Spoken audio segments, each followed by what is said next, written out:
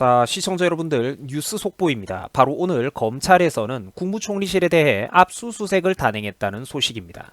지금 이 놀라운 소식으로 온 인터넷이 난리가 난 상황인데요. 자세한 소식 저와 함께 알아보시겠습니다.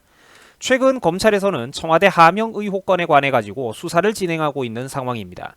그리고 바로 오늘 오전 창성동 별관에 있는 국무총리실에 대해서 압수수색을 단행했다는 놀라운 뉴스 소식입니다. 자, 검찰에서 이런 행동을 하고 있는 수사 동기는 다음과 같은 배경으로 이제 추측되고 있어요. 먼저 수사의 근본적인 이유는 이제 왜 수사를 하느냐?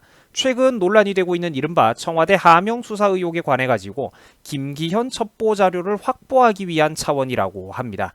이제 순서를 좀 우리가 알기 쉽게 나눠보자면 1번 김기현 전 울산시장의 첩보 생산 과정을 좀 추적해 보기 위해서 그리고 2번 처음 청와대에 보고했던 문모 사무관과 관련된 어떤 자료를 확보하기 위해서 현재 이렇게 수사에 나섰다. 이렇게 보고 있는 상황입니다.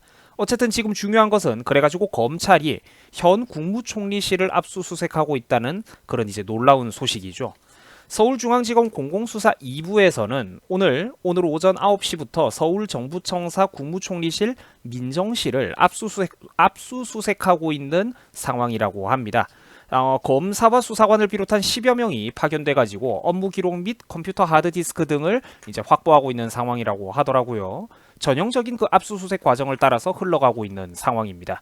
자, 말씀드렸다시피 이번에 검찰이 보여주고 있는 압수수색의 목적은 다음과 같은데요. 이번 압수수색은 김기현 전 울산시장의 측근 비리 문건을 제보받아가지고 윗선에 처음 보고했다고 알려진 문모 사무관과 관련된 관련 자료들을 확보하기 위한 차원으로 지금 이런 수사들이 이제 이런 압수수색들이 이제 진행되고 있다고 이제 관측하고 있습니다. 한편 검찰에서는 김기현 전 울산시장의 측근 비리 제보자라고 알려진 송병기 울산경제부시장의 업무 수첩도 확보를 해가지고 이것을 이제 분석하면서 수사에 박차를 가하고 있는 그런 상황입니다.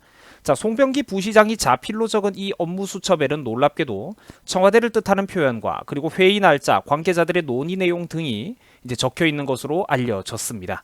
자, 업무 수첩에는 뿐만 아니라 지난 2017년 10월부터 송병기 부시장과 청와대 모 비서관이 만나가지고 송철호 당시 민주당 후보의 공약을 논의하는 내용도 적혀 있었다고 합니다. 특히 김 전 시장이 추진해왔던 어떤 산재 모 병원 설립을 좌초시키면 좋겠다는 내용의 메모라든지 이런 것들도 함께 포함되어 있었다고 하더라고요. 자, 놀라운 것은 그 후 실제로 울산 산재 모 병원 설립 사업이 지방선거를 약 한 달쯤 앞둔 시점인 지난해 5월에 실제로 이제 예비 타당성 조사에서 불합격했다는 사실입니다. 이건 우리가 좀 상식적으로 생각해봐도 뭔가 좀 이상하다는 생각이 들 수밖에 없는 사항이죠. 의문이 들 수밖에 없는 사항입니다.